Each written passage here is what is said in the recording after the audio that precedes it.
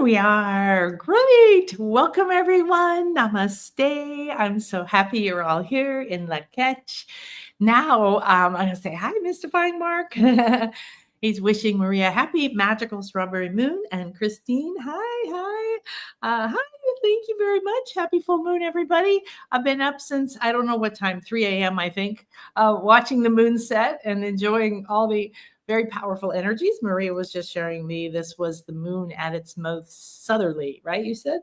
Yep. Yes, it's at its most southerly, meaning it's quite low, and it will gradually peak up. And it's one of the last ones in its full aspect, but there will be others in different aspect, meaning a different phase, and I'll get those dates soon. Yeah. Well, good. So we're so excited because we started this series on a full moon. Kind of, spirit arranged that as we moved around for our schedules and then realized here we are in the full moon, excuse me. And of course, we're telling you all about our incredible trip in September from the 6th to the 8th, where we're going to be. The 7th is the full moon. So we're going to be right there around the full moon, doing all these things with the high moon, the full moon, and the lunar eclipse energies. So that will be very, very fun. And make sure that you join us and let us know what you need.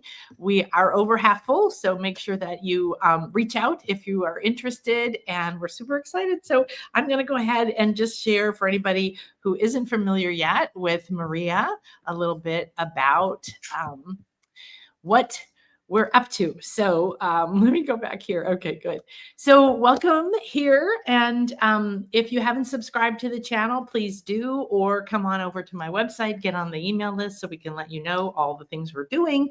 You probably can see that we've been doing some shows for the Ancient Queens Empowerment Series with Morgana and Eve and Guinevere and Mary Magdalene. And those have been very interesting. In fact, Mary Magdalene primarily talked about priestesses. So I'm very fascinated by all of that. So today we're going to go into part 3, which is our third day. We have 2 other shows here. You can look at the playlist below so you can hear all of this incredible wisdom that Maria is sharing. And this is going to be when we go to the Uffington horse, or is it a dragon? I don't know. We're going to have Maria share. Dragon Hill and Waylon, I think we spelled that wrong. Waylon Smithy. It's not Waylon's, and make sure again that you come and check out. This is a very powerful event because Maria is going to be guiding us to all of the places that she knows. She understands the secrets. She understands the goddess temples. She understands, and she is going to connect us with these long-skulled queens and a lot of the other energies. And I think this is the area where the goddess is actually in the landscape, like we really can connect to that. And then before the 3 days with Maria, I'm going to be doing 3 days in Glastonbury. We've got private access to all the wells, and we're going to be working with all these energies, doing a lot of healing of the heart and love. So we're ready for the really powerful full moon. So this was us last year. It was super fun. So I'm not going to read the whole thing. However, I would like for you to just tune in to Maria. She has such a vast experience and wisdom that is so untapped. You're like something that just feels like, Google, you can just pull it out and just say any question. And there's this incredible, profound wisdom. So make sure that you check her out. These are her main websites. And I do also want to share, I'm going to, I think I had it here. Where'd it go? Okay. So, must have changed. All right. Give me a second here. I am going to share.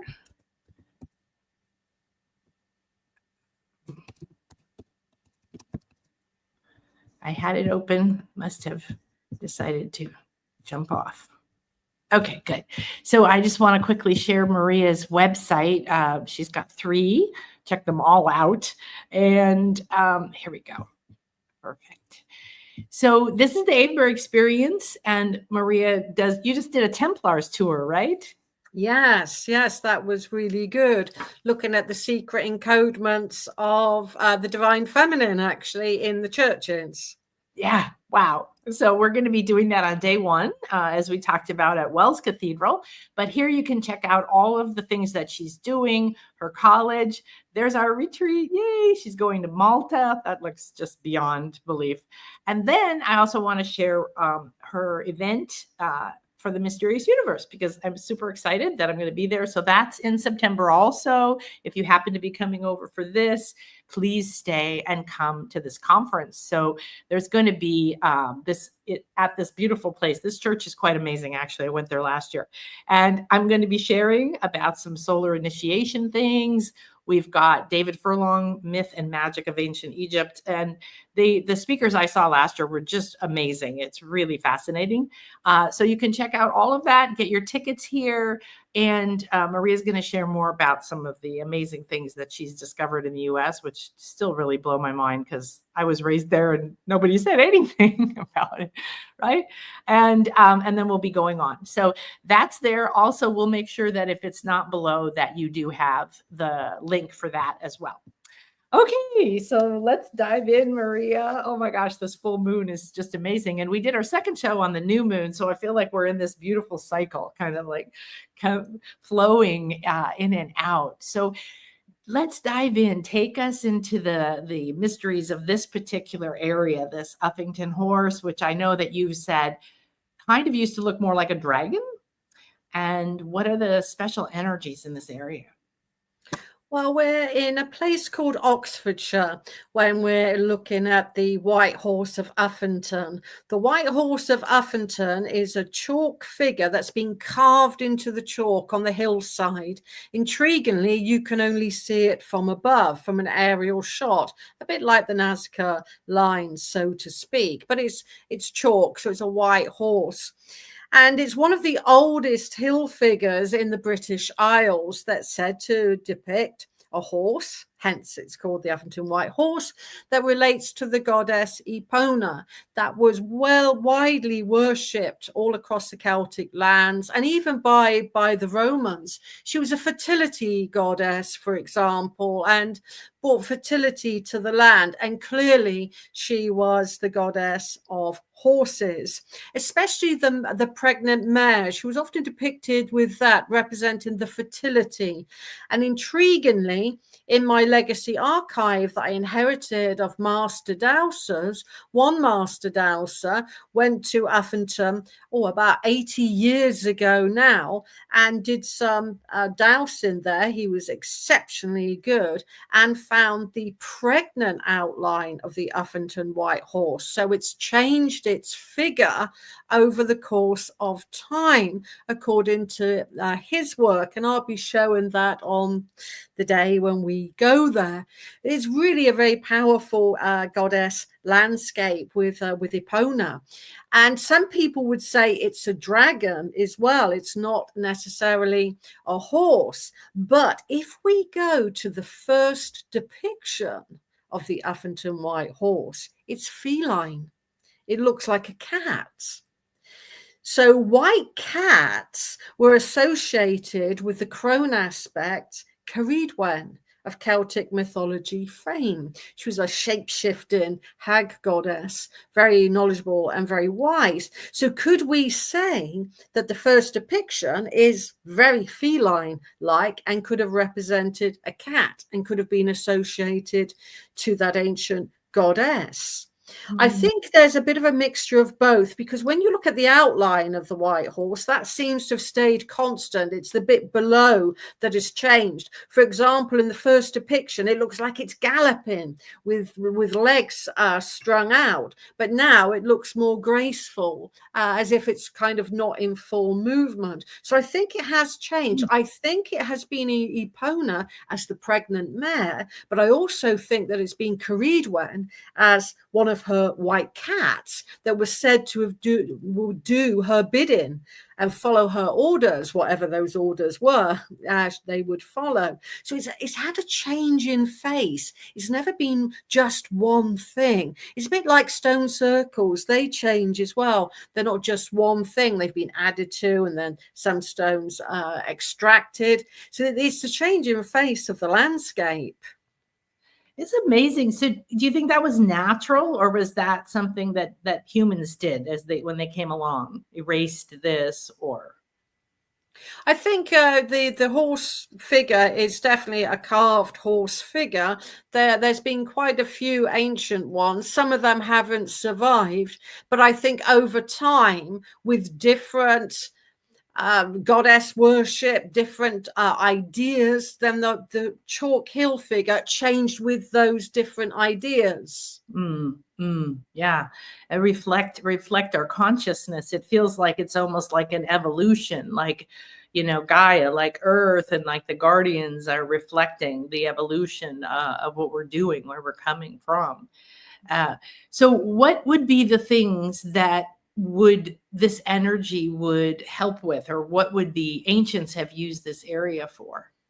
Well, one idea that I've had over the course of time when looking at the figures and the dimension, how long it is, how wide it is, for example, if we look at its length, near enough, it's 365 feet long, and we have 365 days of the year on average. If we just do the average without the leap year, so to speak, then that is correct. So what I think it represents the year ahead. And there, if you start at the tail of the white horse, a very old lady once that I met years ago at the White Horse, and I think she was a wisdom keeper. I think she was a knowledge keeper of the White Horse.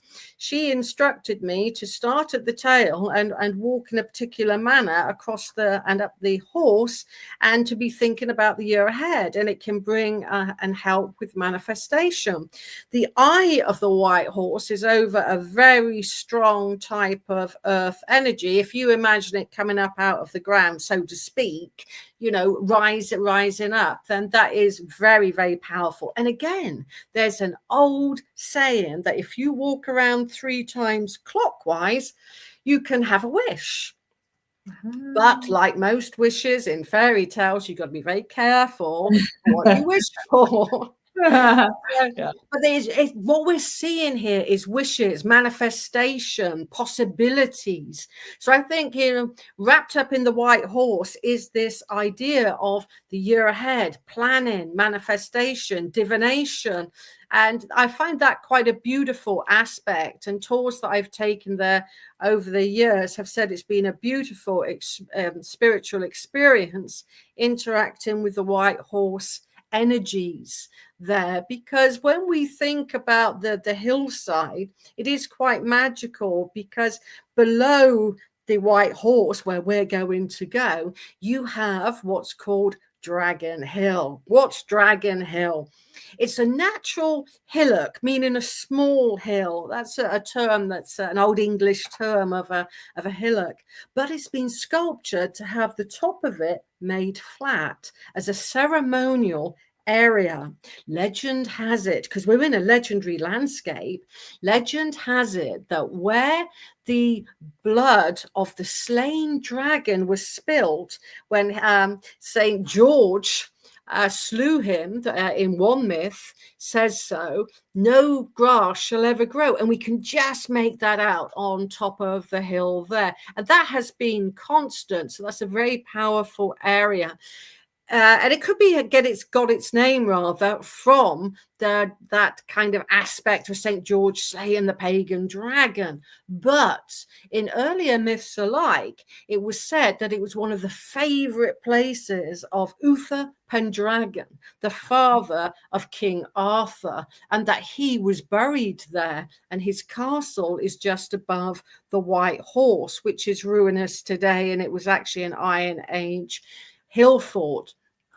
But here at Dragon Hill, which I've shown dowsing students and people there, there's 2 vortices that are quite close to one another, really, and they emit particular frequencies, particular colors. And if you imagine it as being like a ram's horn with energy coming out like this, like kind of like the sign of Aries, then that gives birth, these 2 vortices, to an energy line that we are going to follow.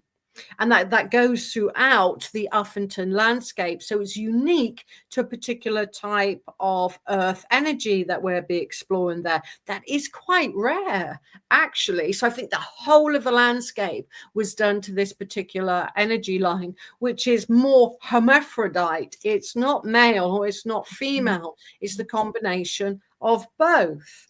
And I'll be showing you that in one of our future dowsing classes, and you'll be able to come along, Nan, and experience it firsthand. And I think this is what it's all about, interacting with the different types of energy. And it's so powerful that you will literally be able to feel it with your hands. So that's what's happening on Dragon Hill. So it's a ceremonial site associated to two powerful vortexes. And if we imagine that back in, times past, that this was a ceremonial landscape being led by the priestesshood, maybe honoring Ceridwen or Epona, that would be their ceremonial platform in that area. And at certain times of the moon cycle, what I've noticed there is that if you stand in a particular place on Dragon Hill and even on the road, then it appears that the moon sits on the horizon and kind of moves along it as well. So it's associated to the moon, which again is part of our goddess energy zone.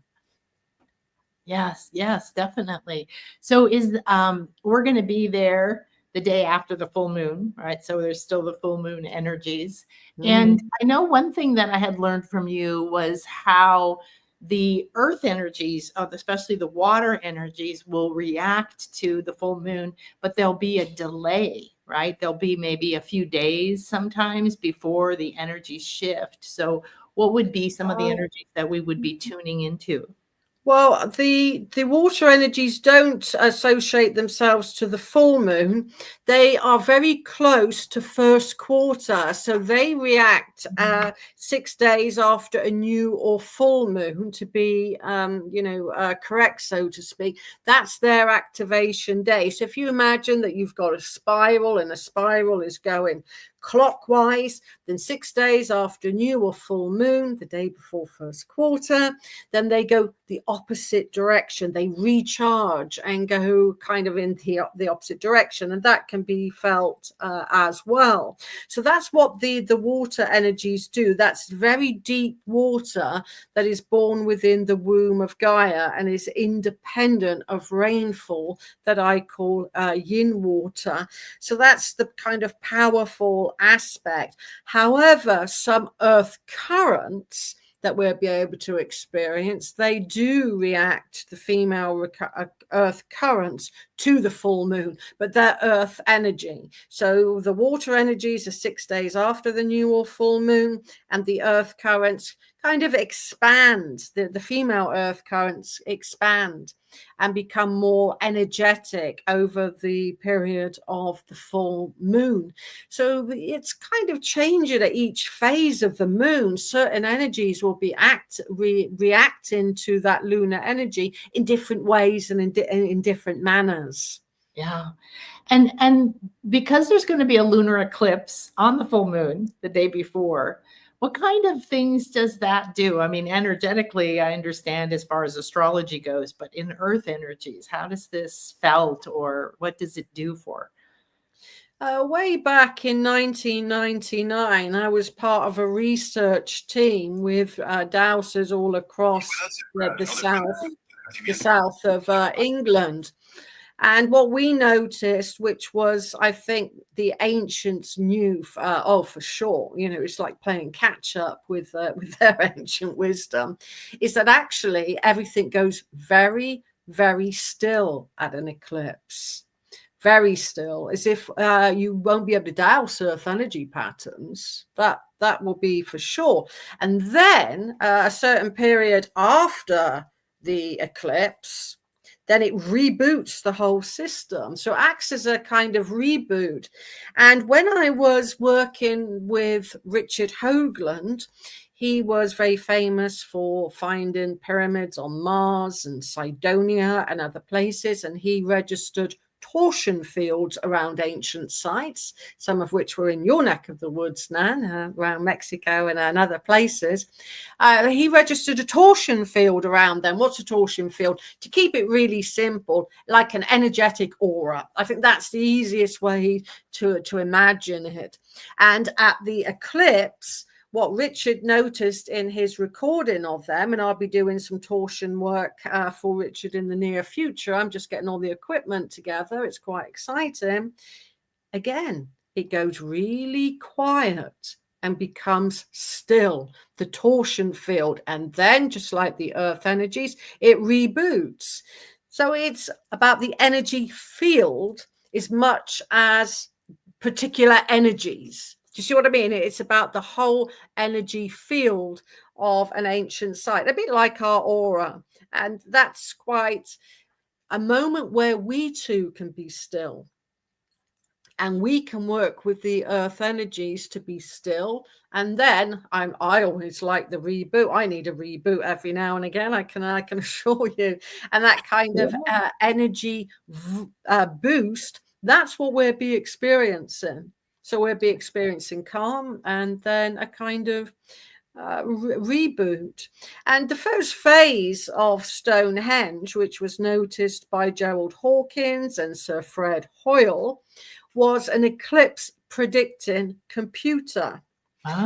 Which I mentioned in my field. In my film, I've got some excellent footage of Gerald Hawkins talking about that. Well, the producer of the film did, rather than me personally. But Gerald Hawkins did notice that if you move particular markers around the 56 original stones of phase 1 of Stonehenge, then it could predict an eclipse. And if the full moon was around about the heel stone area of Stonehenge, which is an outlying stone that's very famous to the actual monument, a lunar eclipse would occur at the time of the winter solstice. So Gerald Hawkins really investigated that and said it was like a computer. And that's really goes to show that our ancient ancestors were excellent, adept astronomers, as well as astrologers. They had the science of the ancient world, the natural world. And that's what the Druids later inherited. So yes, eclipses have been long predicted by ancient sites such as Stonehenge and probably others besides. Oh, yeah. Here, a lot of what you're saying is really interesting, because the deeper I study with the Maya and get to the elders and get past the, the confused story of misinterpretation and start to understand, yes, they understand that, the pyramids, especially Chichen Itza, oh, it's a giant calendar. Oh, it's a predictor for the solstice, the equinoxes, all these different things. But the deeper knowledge is, that it is this predictor, but it's a computer. It stores information just like the stones. It has certain types of crystals and stones, right? The stones are picked for particular energies that can react with the energies of that place and that site. So there is so much wisdom in the ancients. And what I've really been aware of lately is how anyone around my age, we were raised with a history book that said everybody before us was stupid. They didn't know anything. They were superstitious. They built this so they could remember when it was going to rain or something. And like you said, they had science and technology and understanding of planets and cycles way beyond anything that we have now. So that is, profound. Though now there's going to be another eclipse a little while after that one. Do you notice anything in particular? So in Western astrology, like Western tropical astrology, the concept of the two eclipses being sort of together as a portal. And I always feel them sort of like I go through the first one, which will be the full moon. And then I'm sort of between worlds traveling to the next portal where I'll, like you said, sort of rebooted, where I'm sort of deposited into that next path of my life. And it might be, being taken on a quantum leap to some other state of consciousness or something else that you want to do. What do you notice with the earth energies between the two eclipses? Well, quite often it's really about, if you imagine, I'm going to do an analogy because I think that's the easiest way that people can visualize it alongside me, is that it's a gateway, and you can open that gateway, and an earth gate, as it used to be called. They tend to be called portals these days, but back in the day they're actually called earth gates. I've been in this a long time with all the different terminology, but I like the idea of going through a gateway. But the idea is that you tune into the earth and see which gateway you should open. So it's like a gateway within a gateway within a gateway, and then go through that and hopefully get a learning experience, or love, or compassion, or whatever it is one needs at that one time, because the earth is always willing to give. And in this moment of stillness, we can walk through that. It's stillness. And that's the great thing, and especially if you work with the guardian of place as well. And then afterwards, we can come back through the gate, which is the second eclipse. So it's about kind of entering and exiting in terms of geomancy, at least, which is obviously very different to astrology. But nonetheless, I really do feel that the earth is a wisdom keeper, as we know.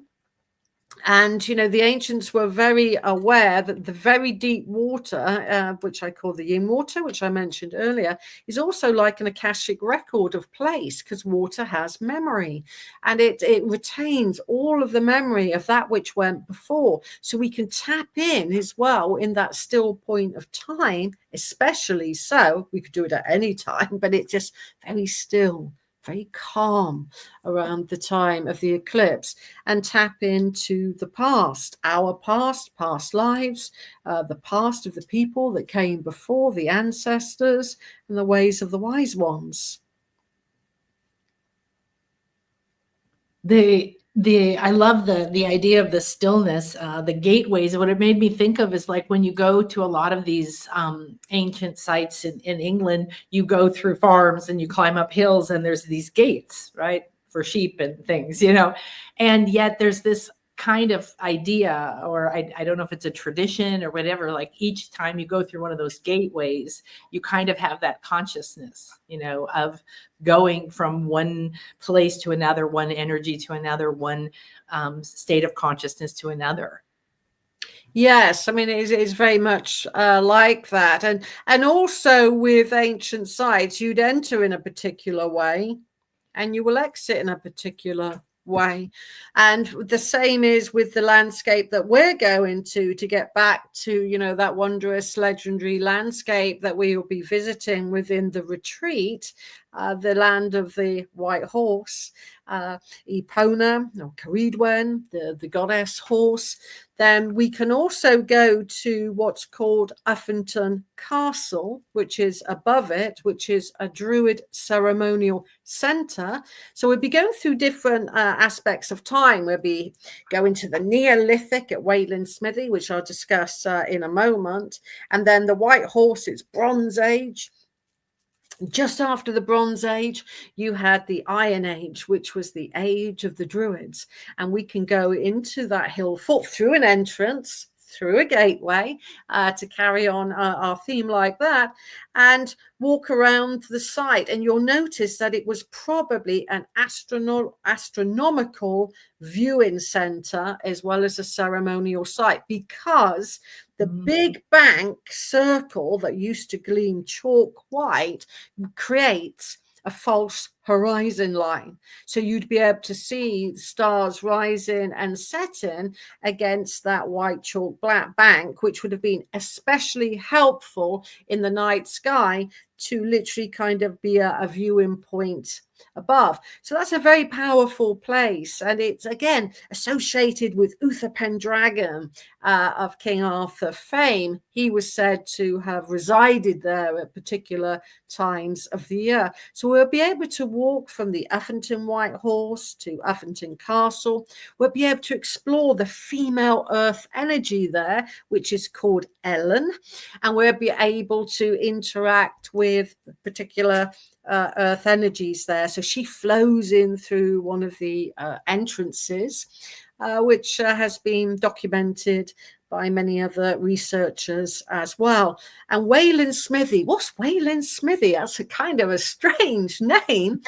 Is that someone's name or something? Yeah, Wayland was a smith god to the ancient Norse people, to the Viking culture, but he had an earlier Celtic name, but we call it Waylon Smithy. So he was a smith, and he was associated with the ancient Neolithic 5,500-year-old monument that is absolutely beautiful energetically. So we can see that it's got chambers, for example, that you can crawl into with big standing stones on the outside, on its kind of frontispiece. It's really very, very beautiful, surrounded by beech trees, which are the feminine tree, which is oak, would be masculine. So surrounded by these wonderful goddess trees. And the Ellen line flows down there. And also, can you remember when I said we were on Dragon Hill and there was those two vortexes that gave birth to a very powerful, unusual type of earth energy? Well, it flows right the way down the axis line of that monument, Waylon Smithy Longbarrow. But a bit like at Glastonbury Abbey, it has these pulse points where energy comes out of the ground, where we can balance and work with our chakras as we walk along the axis line. And then the energy enters the chambers, enters the crown chakra of the site there, and we can interact with the most spiritual part of that site. So Waylon Smithy is very, very special. And I remember having a past life regression that I did for somebody, and it turned out to be about Waylon Smithy. And it was quite amazing because in that regression session, which she was in Australia, actually, she'd never been to anywhere in England, but it sounded so like Waylon Smithy that I felt it was Waylon Smithy, and hopefully I'm correct. And in that dream, she said that this smith, which we were going to call Wayland, forged a sword, and that sword was called Excalibur. And that is in the myth. That is in one of the myths that Excalibur was forged there. But she went on to say that there was two other swords forged there. One was silver. So Excalibur's like steel. Yeah, it's really, those swords are very strong. And then another sword was forged of silver, given to a Celtic queen. And then there was another sword made of gold. And that sword was taken to a Beltane fair in our capital, which is London. I'm sure lots of people know that the capital of UK is London. And I thought, wow, taken there at Beltane. And then I realized after a little bit of research, what she meant was it was taken to Mayfair, the most expensive and exclusive part of London, where she said it was buried. And in the research, it said it used to have Beltane fairs there. That's why it's called Mayfair, London. So that all, apparently, if we go with that past life regression, it's all about the three swords that were forged by Wayland, not just Excalibur of King Arthur fame.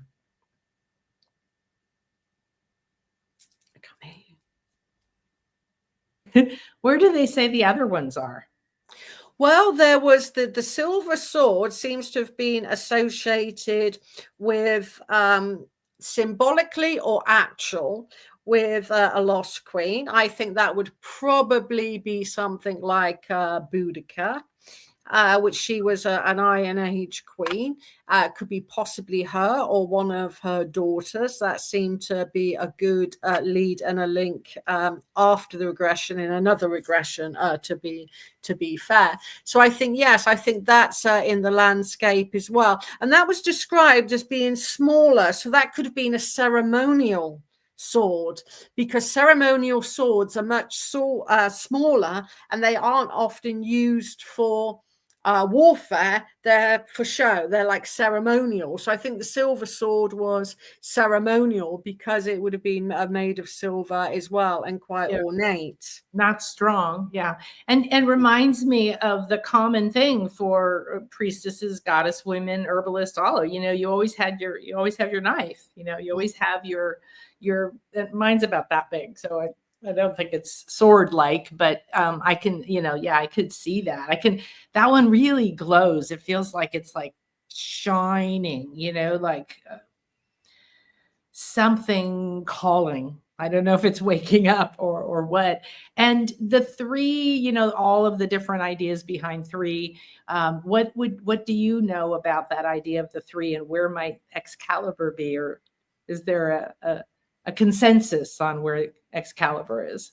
Oh, well, there's so many different myths with King Arthur and where Merlin is buried. My hometown claims Merlin was buried there, but there's other places as well.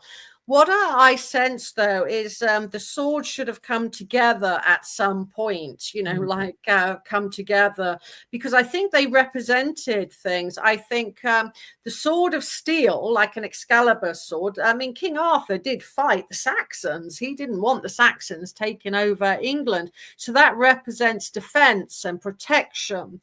Whereas I think the silver sword would represent the divine feminine, and to keep the feminine, like you were mentioning with herbalism, with, the cuttings of the cords that need to be cut within our lives sometimes. And clearly the gold sword represented the wealth of London and the wealth of the capital. Perhaps it shouldn't have been buried, and perhaps the three swords should have been united, but they can be united energetically. Yes. And that's something that I've done with some very special tours, the uniting of the three swords at Waylon's. And some researchers claim that Boudicca could have been buried in the Uffington landscape. I've certainly had a similar, not the word Boudicca, but a strong Iron Age queen was buried in that area, and alongside a Viking queen that's mooted by some archaeologists to have been buried in the next county along from there. So it is full of this kind of amazing goddess energy, whether it's a horse, whether it's a cat, whether it's a silver sword. We can work with all of these different symbolism to give strength and compassion and love and enlightenment to each other, and to enjoy the landscape with joy. Yeah. And the difference, it's wonderful because we can tune into these energies everywhere, right? Because there's really no time and space. And yet, because we're in a body and we chose this wonderful earth school to experience this in, getting to be there, right? To each person having your own experience, you bringing wherever you are in your life, you bringing your wisdom or your questions or your transformation into that moment, everybody getting, whatever it is that they can, but your senses, right? Your consciousness, your intuitive senses really have an activation between these 3 days and everything we're doing, right? That you'll be able to take with you. But I feel like the answers, and that idea of the three coming together again, the idea that we are divinely protected, that Excalibur energy, I think, is very powerful right now with everything that's happening on the planet. There's this powerful breakdown. There's this awareness. We're seeing through the veil. We're seeing the corrupt and all the stuff. And it's not to get caught up in it. It's to say, oh, okay. And we have these earth energies that are protective and enlightening and loving all together. And we can amplify them, right, with our intentions and with what we do here to share with everyone. That's beautiful. And I do think the coming together of people on retreats to explore each other, to become friends. And sometimes, on the tours that I've given, we become, lifelong friends as well. So it's a time of friendship and coming together of like-minded people to share in a very safe, loving, caring space. That's another aspect, I think, to particular earth energy retreats, and to link that, all of that in with the earth.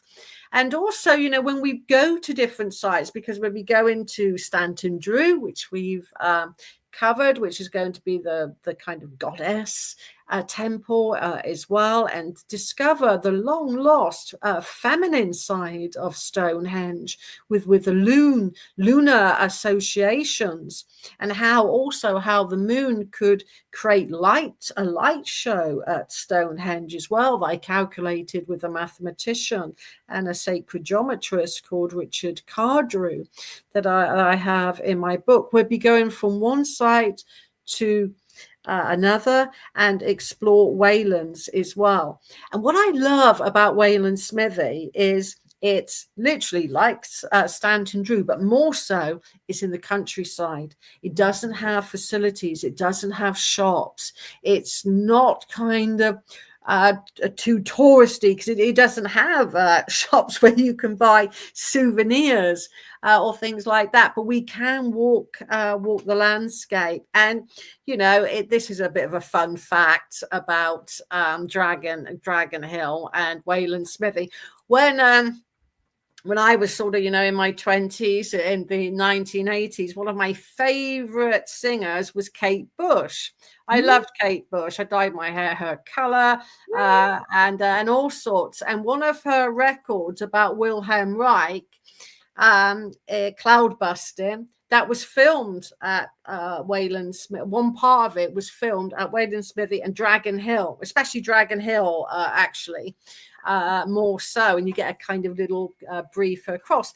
So I think, if it's good enough for Kate to sing a song about Wilhelm Reich, we're going to have some fun there as well.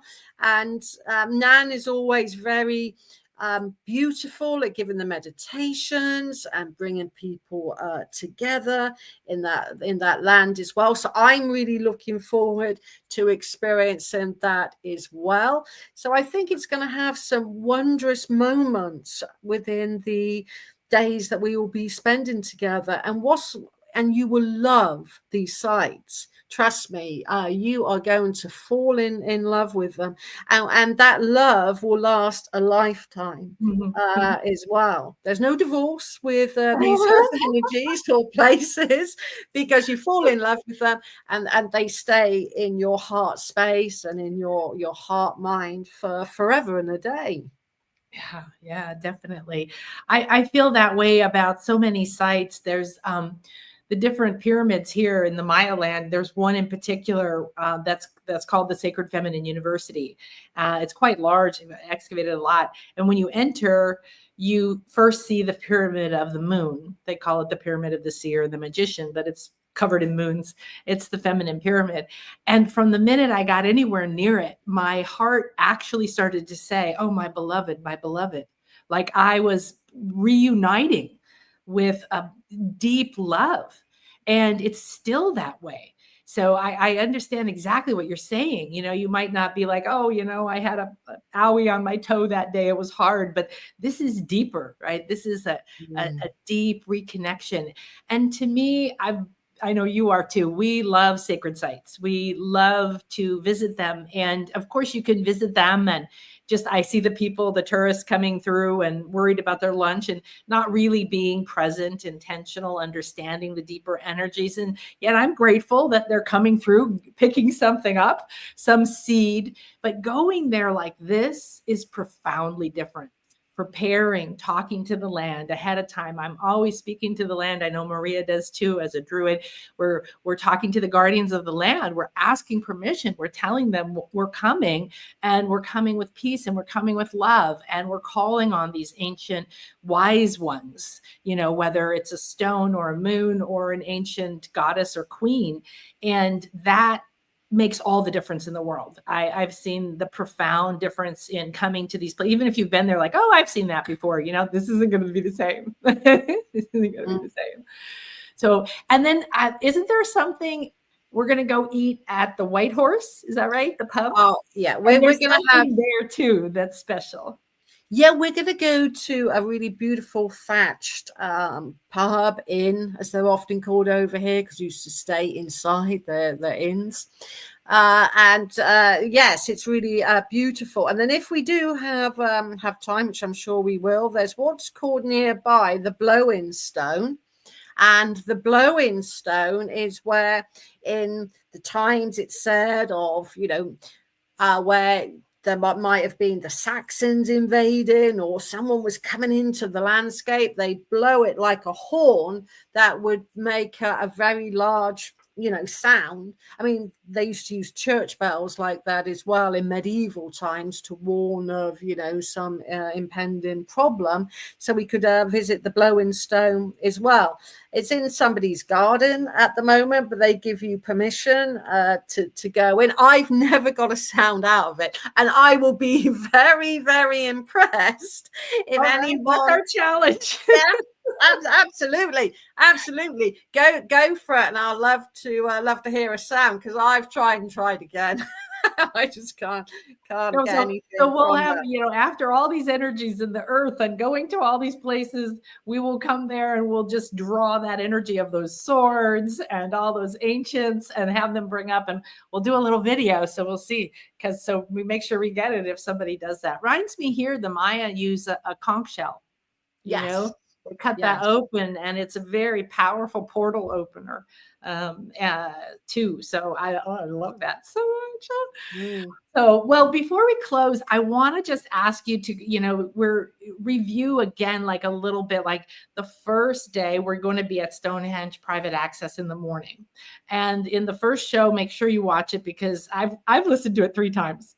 I'm absolutely mesmerized by the things that you share. And one of the things that I read in your book, and make sure you get Maria's book. It's so heavy though, when I'm reading, I've got to prop it up on a pillow. I've got a heavier one by Richard Hoagland on Cydonia and Mary Bennett on Cydonia. They've beat me. Oh my gosh.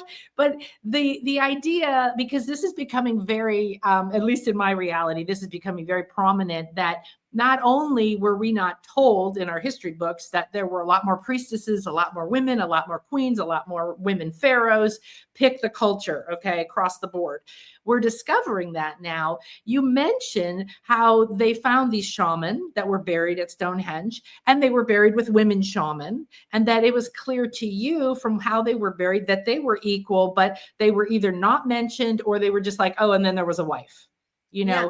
So there's Absolutely. And for example, I'm wearing a replica pendant of what a Stonehenge priestess was buried with. For example, it's an absolute replica. And yes, it was always overlooked by earlier archaeologists because they were Victorian men and men afterwards. They didn't see the real meaning of the women and the female burials. For example, they found the shaman of Stonehenge. It's a very famous burial. You can Google it. And he had a cloak, and it would clank with kind of teeth that were at the bottom of the cloak. And he was a tattoo artist. They were very heavily tattooed at Stonehenge, and they found all of the equipment. But he was buried with what they called his wife, but she had artifacts as well, and she had what looked like, we call them eagle stones. They're associated with pregnancy and with helping women, so she could have been a shamanic midwife. She was definitely a herbalist, because they were found with these little knives that were specially made for herbs, and yet it was the wife. But when I looked in detail at her artifacts that had fallen through because it was a bad excavation, then she was a woman shaman in her own right, not just the wife of the Stonehenge Shaman. And that's where I think, I come in, because I looked at every single burial and looked for a pattern with the women burials. They always had herbal knives with them. They had certain crystals with them, one of which was amber, for example. And the women would have looked spectacular, not only wearing really nice lunar necklaces, they wore amber breastplates about this big. Yeah, amber breastplates, which I've got diagrams in my book of. And that amber came from Estonia. So they were importing amber. Wondering, like, that's not local. Yeah. It's not local. That's way to the north, for those of us that know how to map Europe.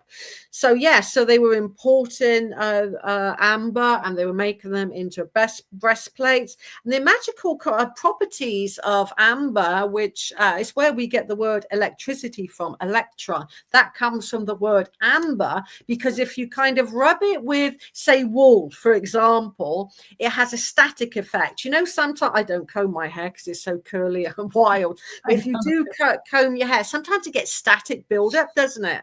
Yeah. And that's the same with amber. It can make objects attract to the amber. So it would have looked quite magical with these priestesses. And also I found with the priestesses runes. Now, we normally associate runes with the Germanic peoples and the Vikings, but I definitely found some ancient runes, which I'm having a necklace made in the replica of what a priestess was buried with. And these runes also go to the ancient writings of before cuneiform. Yes, before cuneiform, there was the ancient linear European script, and they had certain markings, which I think developed into rune stones. And they were found with the priestesshood at Stonehenge as well. And I will be wearing that replica necklace and describing the rune stones. And we're going to have a go at reading these ancient stones, rune stones that predate the Vikings and were buried with a priestess. And let's explore the meaning. Let's together explore what they meant. And we can have a really deep meditation on them, or even just touch them and see how we feel about them. Together, we can move on with the knowledge and remember and recall those that went before us, the women that went before. Mm-hmm. Yeah. And that's in your book too. Like, there's pictures of the Stonehenge symbols that you found, and how similar they do look like to runes. To be honest, they look a little more sophisticated than runes. They look a little bit more filled out to me.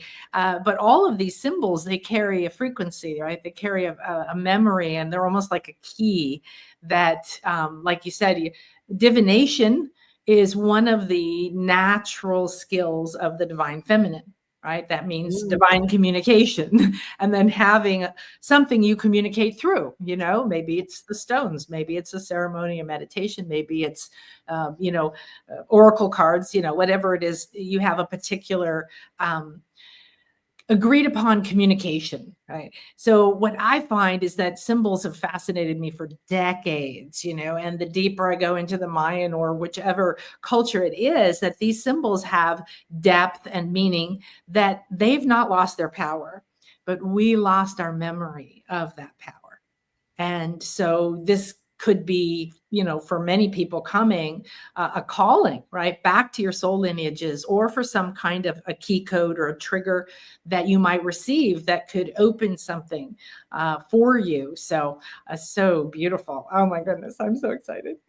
I'm so excited, and it'll be lovely. Like I say, it'll be lovely working with Nan's energy and my energy, and all of the participants and their energy as well. And magic is afoot.